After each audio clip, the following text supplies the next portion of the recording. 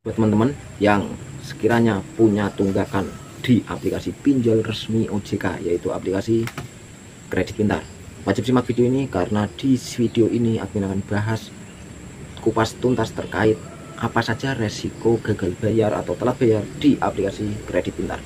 Simak terus.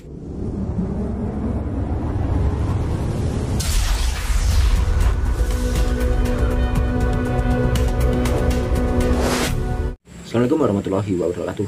Kembali lagi di Wani Tangi Official ya. Bagaimana kabar teman-teman semuanya yang selalu mengikuti video-video dari Wani Tangi? Admin selalu berharap dan selalu mendoakan buat teman-teman di luar sana dalam keadaan sehat walafiat. Amin amin ya rabbal alamin. Ini pada pembahasan kali ini ya, admin akan bahas semua seputar masalah aplikasi yang sejuta umat atau mungkin yang hampir paling banyak penggunanya di Google Play Store, yaitu aplikasi Kredit Pintar. Tapi sebelum melangkah lebih jauh atau pembahasan ini lebih jauh, buat teman-teman yang belum support channel ini, channel Wani Tangi Official, silahkan kalian untuk support channel ini agar kedepannya admin terus semangat untuk membahas seputar gagal bayar, telat bayar ataupun tidak bisa membayar di pinjaman online atau yang biasa dikenal pinjol. Kali ini Kredit Pintar, tapi kedepannya satu persatu admin akan bahas semuanya terkait masalah telat bayar di pinjaman online khususnya ya. Jadi untuk masalah Kredit Pintar, buat teman-teman yang punya di Kredit Pintar ini simak baik-baik ya. Aplikasi pinjaman online Kredit Pintar itu, aplikasi ini tergolong aplikasi yang sudah tua atau sudah lama lah ya. Karena ketika admin dulu terjerat pinjol itu 2017-2018 itu udah ada aplikasi Kredit Pintar ini. Ini salah satu pencetus juga, pencetus aplikasi pinjaman online yang sekarang ratusan jumlahnya ya.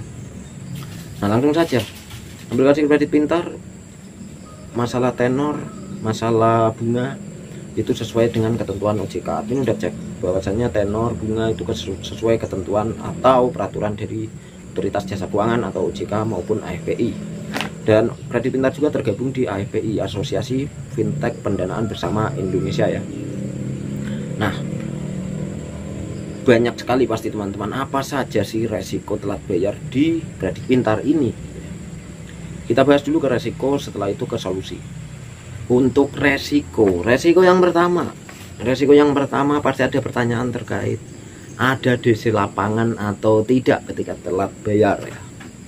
Jadi di sini resiko pertama yaitu didatangi DC ke rumah. Ya betul, pinjol ilegal yang satu ini, salah ya, pinjol legal yang satu ini maksud saya, pinjol legal atau pinjol resmi yang satu ini ada DC lapangannya.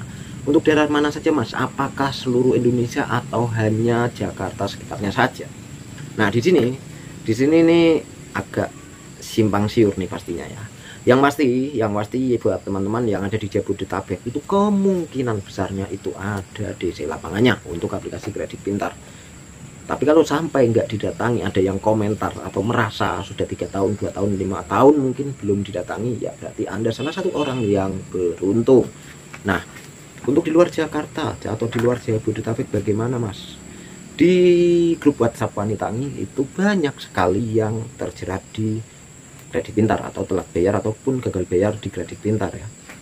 Itu ada beberapa wilayah yang juga didatangi walaupun bukan di Jabodetabek.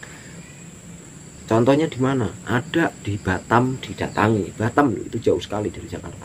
Di Palembang didatangi. Di Medan didatangi. Bahkan di Denpasar atau Bali itu didatangi juga. Artinya gini, admin simpulkan begini saja ya. Di Jabodetabek kemungkinan besarnya iya. Di luar Jabodetabek itu di kota-kota besar seluruh Indonesia kemungkinan. Karena udah banyak sekali contohnya yang tadi saya sebutkan, yaitu kota-kota besar semua. Namun kalau di tempat-tempat kota kecil itu bagaimana? Ya itu masih kemungkinannya kecil untuk didatangi gitu ya. Jadi buat teman-teman nih yang punya Kredit Pintar, kalian telah berapa lama sudah didatangi atau belum? Silahkan tulis di komentar untuk berbagi informasi kepada penonton-penonton Wani Tangi yang lain ya. Jadi setidaknya tahu di daerah ini ada, di daerah itu tidak, kan gitu. Oke ya, itu yang pertama masalah resiko, yaitu didatangi DC lapangan. Resiko yang kedua Itu ada beberapa kejadian yang mengalami jika sudah telat bayar di kredit pintar itu tidak bisa ngajuin di pinjol-pinjol yang lain.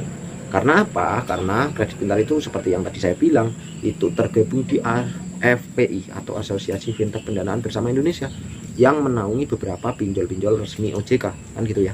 Jadi mungkin simpelnya seperti ini. Mereka saling berbagi informasi atau berbagi data bahwasanya data atas nama A sudah telah bayar di kredit pintar, kan gitu. Terus bagaimana jika di bank atau KPR atau leasing motor maupun mobil?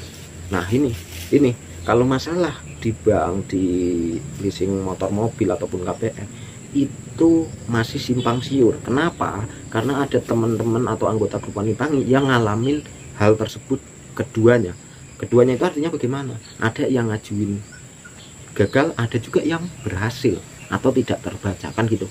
Jadi artinya tuh gini, kita ambil mudahnya saja ya. Kalau emang masih ada keinginan, mudah-mudahan sih jangan ya, masih ada keinginan kredit motor, kredit mobil, ataupun ngambil rumah KPR, ataupun pinjam uang di bank gitu ya, dicoba saja. Ketika nanti gagal, kalian jadi tahu gagalnya kenapa, punya tunggakan di pembiayaan mana atau di pinjaman online mana, kan gitu. Jadi nggak usah takut, nggak usah berpikir ini nanti saya pasti gagal. Itu jangan, dicoba dulu biar tahu. Kalau emang nantinya gagal ya udah, ngapain juga ngajuin hutang-hutang lagi, kan gitu ya. Oke, itu untuk resiko kedua. Resiko pertama, resiko kedua. Resiko yang ketiga, siapa saja yang diteror ketika kita telat bayar di kredit pintar? Yang pasti nomor peminjam, baik itu melalui SMS, telepon ataupun WhatsApp ya. Yang kedua itu ada kontak darurat. Yang ketiga itu ada nomor yang didaftarkan sebagai nomor kantor atau nomor tempat Anda bekerja, gitu ya. Nah, itu jelas ya. Untuk resiko-resikonya saya rasa hanya 3 itu saja. Lantas bagaimana solusinya? Berarti kita tidak bisa gelbay di aplikasi pinjaman online yang satu ini atau pinjol kredit pintar ini, gitu. Kata siapa? Bisa juga bisa aja, mau gelbay bisa aja. Tapi siap nggak dengan resiko-resikonya itu? Itu contoh. Ada di lapangannya, siap nggak untuk berhadapan terus-menerus dengan di lapangan? Terus masalah checking atau data buruk, tidak bisa ngambil apapun itu, hutang-hutang apapun itu ya, siap nggak untuk itu gitu. Kalau merasa siap ya monggo, kalau mau telat bayar atau nggak usah bayar sekalipun, kan gitu. Tapi kalau nggak siap dengan itu ya silakan kalian bayar saja, tapi bayarnya jangan sama dendanya. Minta negosiasi untuk pokoknya saja atau yang Anda terima saja. Syukur-syukur bisa yang Anda terima. Kalau nggak bisa pun itu minimal dendanya hilang, atau biaya keterlambatan atau penalti keterlambatan itu bisa hilang, kan gitu ya.